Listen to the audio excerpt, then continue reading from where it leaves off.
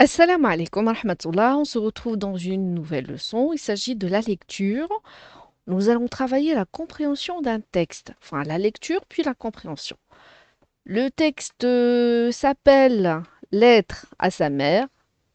C'est le titre du texte. L'auteur, c'est Antoine de Saint-Exupéry. Alors, première question, regardez déjà le texte. Il est écrit à la date. Il y a, chère ma petite main. C'est quoi? C'est une lettre. D'accord? Donc, comme le titre l'indique, c'est une lettre parce qu'il y a les composants d'une lettre. Mais observons déjà l'illustration.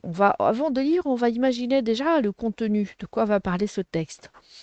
Il y a un avion, un homme qui écrit, et regardez, on dirait pas que c'est sa chambre. Ah, c'est d'accord. Alors, que fait le personnage sur l'image? On a déjà répondu à ça, il écrit. D'accord, sans doute il écrit une lettre. Et quel rapport voyez-vous entre les deux illustrations? Voilà, c'est ça. Essayez de trouver le lien entre l'avion et la deuxième image. Un homme habillé en vert, regarde sa chambre, il n'y a pas de décoration, donc je pense pas qu'il est chez lui, à la maison. D'accord? Donc essaie d'imaginer un rapport. Je vais pas t'aider plus, hein. Je vais pas te donner plus d'idées. Et de quoi va parler ce texte, éventuellement? Va parler d'un voyage en avion, peut-être bien. Ça va parler, imaginez un petit peu, juste à partir de ces deux images, du titre, lettre à sa mère. D'accord? Très bien. Donc, voici le texte. On va essayer de lire, enfin, tu vas essayer de lire des yeux, pardon, tout le texte. Essaie juste de lire. Un petit conseil, on va utiliser cet outil. Ne fais pas entendre les mots dans ta tête. N'essaie pas de parler, de lire un. C'est vrai que tu fais pas bouger, enfin, tu ne vas pas parler, mais tu vas écouter hein, la voix à l'intérieur de ta tête. Concentre-toi sur, juste sur la lecture. D'accord? Alors, si je fais rapidement, tu arrêtes, tu lis doucement. D'accord?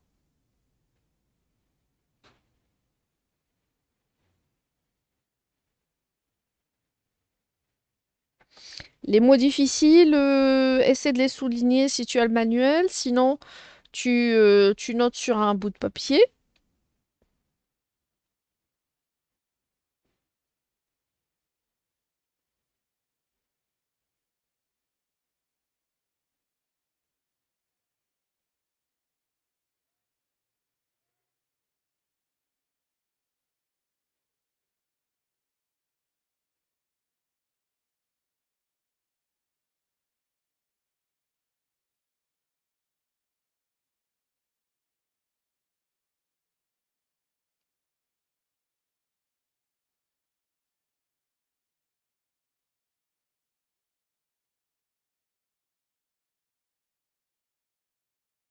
Je répète, je lis les yeux fermés, mais enfin, je lis, je lis la bouche fermée, je lis seulement des yeux. Si je fais rapidement, arrête la vidéo le temps que tu lises. D'accord? Doucement.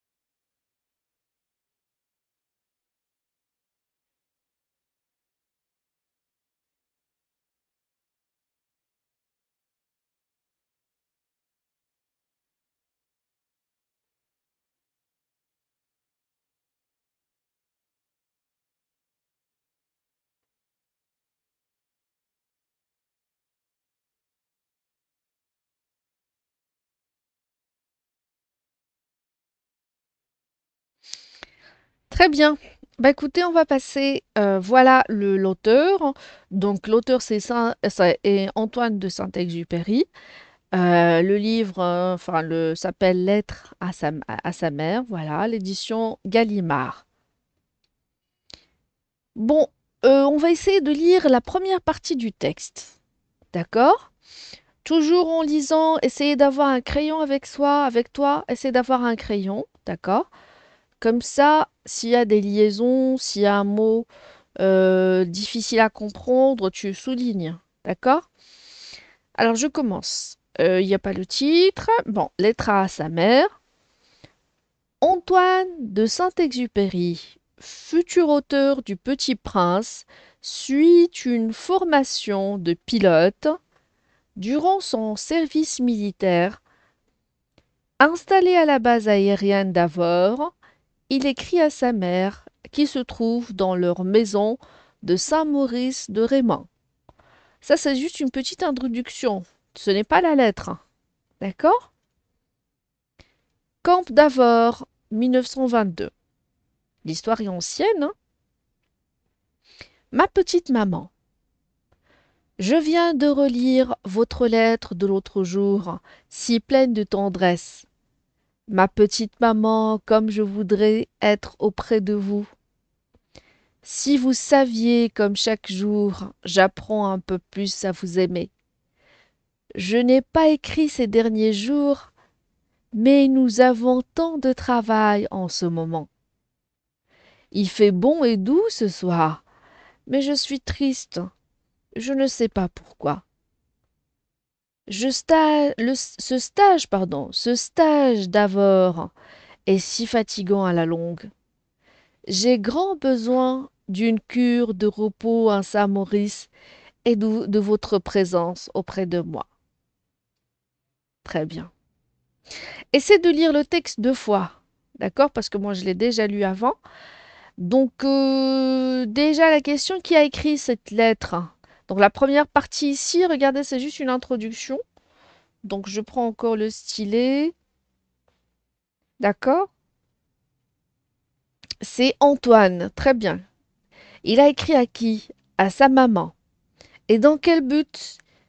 Ah, voilà, il veut lui parler de sa vie, de ses sentiments d'amour, de tristesse que lui cause la distance. Parce qu'il n'est pas chez lui, il n'est pas à côté de sa maman. D'accord? Et est-ce que l'auteur parle à plusieurs personnes? Regardez, parce que il s'est marqué votre. Je voudrais être auprès de vous. Si vous saviez, d'accord? Vous aimez. Donc, est-ce que ici il parle à plusieurs personnes? Peut-être à son papa, à sa maman, à sa sœur, à son frère, à tout le monde? Eh ben non! Il parle seulement à sa mère et il la vous voit. C'est-à-dire, il lui dit vous. Et c'est par respect. D'accord? Quand on respecte, on dit on vous voit. Alors, maintenant, on va lire la deuxième partie du texte. Que faites-vous, maman? Peignez-vous. Vous ne m'avez rien dit de votre exposition. Écrivez-moi. Vos lettres me font du bien. C'est de la fraîcheur qui m'arrive. Ma petite maman, comment faites-vous pour trouver les choses si délicieuses que vous dites? On en reste ému toute la journée. D'accord? Essayez de faire la liaison ici. Et c'est drôle, il appelle sa maman petite maman. D'accord? Comment ai-je pu vous faire pleurer quelquefois? Quand j'y pense, je suis si malheureux. Je vous ai fait douter de ma tendresse. Et pourtant, si vous la saviez, maman, vous êtes ce qu'il y a de meilleur dans ma vie. J'ai ce soir le mal du pays, comme un gosse. Dire que là-bas, vous marchez et parlez, et que nous pourrions être ensemble, et que je ne profite pas de votre tendresse, et que je ne suis pas non plus pour vous un appui. C'est triste, hein? Allez, essayons de comprendre cette partie. Quel est le portrait de la maman d'Antoine? Est-ce qu'elle est une maman, je ne sais pas. Comment il l'a décrit? Le portrait, comment il est le portrait de la maman d'Antoine? On va essayer de trouver ici. Alors, écrivez-moi, voilà, c'est la fraîcheur qui m'arrive. Comment faites-vous pour trouver des choses si délicieuses?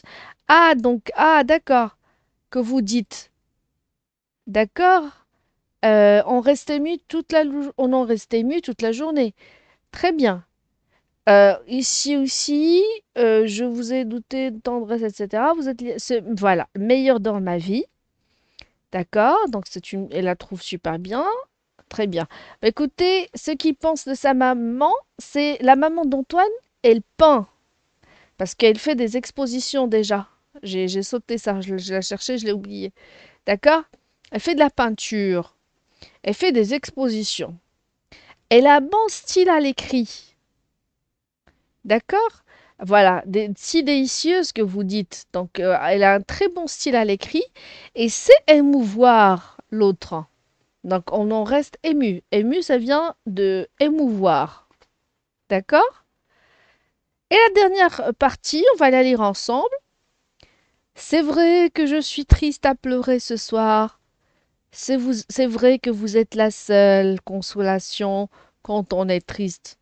Quand j'étais gosse, je revenais avec mon gros cartable sur le dos, en sanglotant d'avoir été puni. Vous vous rappelez, maman? Et rien qu'embrassant, vous faisiez tout oublier. Maman, je vous quitte. J'ai du travail par-dessus la tête. Je vais respirer une dernière brise d'air par la fenêtre. Il y a des crapauds qui chantent, comme à Saint-Maurice, mais comme ils chantent moins bien. Je vous embrasse si tendrement. Votre enfant. Alors, j'ai oublié de faire la signature. Enfin, j'ai oublié de la mettre. C'est pas grave. Alors, juste à titre d'information, la consolation, c'est ce qui console. D'accord? C'est ce qui essaie de calmer un chagrin. D'accord? Par exemple, il a donné enfin, l'exemple ici. Quand revenait à la maison, il a été puni à l'école. Alors, quand il suffisait juste que sa maman l'embrasse et hop, ça la console. Ça l'a consolé. D'accord? Aussi, c'est très important. Oui, j'attire votre attention aussi par rapport à ce texte. Notez bien que c'est très important d'avoir des relations d'amour et d'affection et de respect entre un enfant et sa mère. D'accord? Enfin, c'est vice-versa, c'est réciproque. D'accord? Il faut aimer sa maman. Enfin, il faut y avoir des relations d'amour, d'affection et de respect. Je précise, il faut respecter. D'accord? Très bien. Bon, on va passer à la dernière partie de cette leçon. Il y aura des ateliers. Alors, première partie, comprendre l'ensemble du texte. Alors, où se trouve Antoine et pourquoi? Il faut revenir au texte, mais bon, je note. Il se trouve au camp d'Avor. C'est là où il a marqué, c'est ce qu'il a marqué au début de la lettre. C'est une base aérienne française, d'ailleurs. Alors, il suit un stage de formation de pilote. Donc, vous voyez le rapport avec l'image? D'accord? Donc, avion, voilà. De pilote au cours de son service militaire. C'est pour ça la couleur verte. Il porte des vêtements verts, vous voyez? Très bien. Et où habite sa maman, si vous en souvenez? Alors, elle est chez elle à Saint-Maurice. D'accord? C'est dans le département de l'Ain, enfin, c'est en France. Alors, sur quel ton cette lettre est-elle écrite? J'ai essayé enfin, quand je lisais la lettre, tu as remarqué, globalement, la lettre était triste. Donc, cette lettre est écrite sur un ton triste et attendrissant, mais en même temps plein d'amour, d'affection et de tendresse. D'accord? Et quel est le métier de la maman d'Antoine? On en a parlé tout à l'heure. Voilà. Et peintre, elle est peintre. Et elle a appris, et on a appris qu'elle écrit de belles lettres. D'accord? De belles lettres que son enfant reçoit. Donc, elle fait aussi des expositions. Donc, deuxième atelier, je lis entre les lignes. Là, on va comprendre plus le texte. Comment expliques-tu l'emploi de l'adjectif petite dans ma petite maman? Voilà, j'ai remarqué ça au début. Pourquoi il qualifie sa maman comme petite? Peut-être elle est petite de taille, hein, petite maman. Eh ben, écoutez, petit employé par Antoine, s'adressant à sa mère, pour lui, c'est un terme de tendresse, d'amour et d'affection. D'accord? Cela peut signifier qu'Antoine aime sa maman comme une maman aime son petit. D'accord? Parfois, une maman qui aime tellement son petit, l'appelle toujours mon petit, même s'il grandit. Mais bon, ici, enfin, juste, c'est Antoine, comme un signe d'affection, de tendresse, il appelle petite maman. Et quelles sont, d'après la lettre, les causes de la tristesse d'Antoine? Pourquoi il est triste? Parce qu'il est loin de sa maman, très bien. Pourquoi encore? Il a le mal de pays, très bien. Le mal de pays, c'est ne pas se sentir bien quand on est loin de chez soi. D'accord? Eh bien, écoutez, c'est justement l'absence de sa maman. C'est pour ça qu'il est triste. Plus que le travail. D'accord? C'est l'absence de sa maman qui rend Antoine triste. D'accord? Là où il se trouve, rien n'a de goût. Et de ce fait, ses sentiments, ses pensées sont transportés chez lui, où tout est beau pour lui. Donc il revient, enfin, ses mémoires, il se rappelle de sa maman, de ses souvenirs. D'accord? C'est pour ça. Et alors, à la fin du texte, il y a une phrase soulignée. Alors, comment on explique cette phrase? On va la lire ensemble. Il y a des crapauds qui chantent comme à Saint-Maurice, mais comme ils chantent moins bien.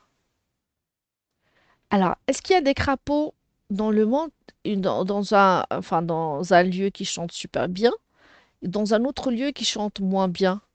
Ah ben non, tous ils chantent de la même façon. Mais lui, pour lui, les crapauds qui chantent à Saint-Maurice, chez lui, ils chantent super bien. Mais il n'est pas maintenant chez lui. Et dehors, enfin ailleurs, les crapauds ne chantent pas super bien. Sa relation avec l'expression avoir le mal du pays. D'accord, je vous explique avoir le mal du pays une deuxième fois. C'est la tristesse ressentie lorsqu'on se trouve longtemps loin de chez soi, loin de son pays. Ça arrive, enfin, quelqu'un qui voyage, il peut avoir le mal du pays. C'est pour ça qu'il pense que les crapauds qui chantent, enfin, il y a des crapauds à la fois là où il est et à la fois chez lui, enfin à Saint-Maurice. Mais pour lui, les crapauds à Saint-Maurice chantent mieux que ceux qui sont là où il travaille. C'est le mal du pays. Allez, avant-dernier atelier, le type et le genre d'écrit. Alors, comment appelle-t-on ce genre de texte? On a dit que c'est une lettre, mais quel est le genre? Le genre, vous vous rappelez, le genre c'est narratif, descriptif, informatif, d'accord? Alors, déjà il raconte quand j'étais gosse, etc. Donc c'est un texte narratif, on est d'accord. Mais aussi, qu'est-ce qu'il fait? Il donne des informations peut-être? Oui, absolument. Il donne des informations sur la vie d'Antoine et sur sa mère. Donc il est à la fois informatif et narratif. D'accord? Comment savoir que c'est une lettre? On a dit que c'est une lettre. Comment on l'a su? Ah, parce qu'il y a les parties, les composants de la lettre. Donc, on trouve la lettre personnelle est reconnue par la disposition du texte. On marque la date, on marque le lieu aussi, la formule d'attaque, la signature, etc. Et comme on appelle celui qui envoie une lettre, c'est l'expéditeur. Et comme on appelle celui ou celle à qui la lettre est envoyée, c'est la destinatrice ou le destinataire. Parce que ici c'est féminin, c'est à sa mère, c'est la destinatrice. Alors, le passage narratif, je pense, c'est le dernier atelier. Alors, quel est le ton dominant dans cette lettre? Je suis triste, je suis. Le dominant, c'est le présent. D'accord? C'est le présent qui domine. Mais attendez, il y a deux passages narratifs. On a parlé de narration, c'est-à-dire il raconte. Il raconte quand il était gamin, quand il est petit, quand il arrivait, rentré de l'école, voilà, etc. Alors quel temps, regardez, quel temps utiliser? Ah, regardez les deux parties d'ailleurs. Alors, comment ai-je pu? Ai pu, c'est le passé composé. Quand j'y pense, c'est le présent. Je suis si malheureux, c'est le présent. Je vous ai fait, c'est passé composé. Alors, si vous saviez, voilà, ces deux passages, j'ai déjà répondu à la question suivante. Voici les deux passages où il raconte et on va identifier le temps de conjugaison de ces deux passages. Quand j'étais, ici c'est l'imparfait.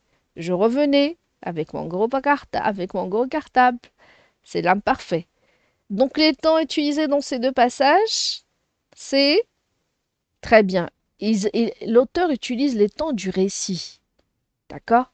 Quand on raconte quelque chose, on raconte un vécu, on raconte une histoire, on utilise les temps du récit, c'est le passé composé, l'imparfait. Parfois le passé simple, mais bon. Mais si vous avez remarqué, il a inséré aussi le présent de l'indicatif pour relier le présent au passé. D'accord? Parce qu'il raconte quelque chose et il relie enfin, qui est déjà passé, il relie aussi au présent. Et d'ailleurs, pourquoi il utilisait le présent? Parce que ça va renforcer les sentiments d'amour et de tendresse entre le fils et sa mère. Écoutez, c'était la dernière question. Prenez soin de vous et à très bientôt.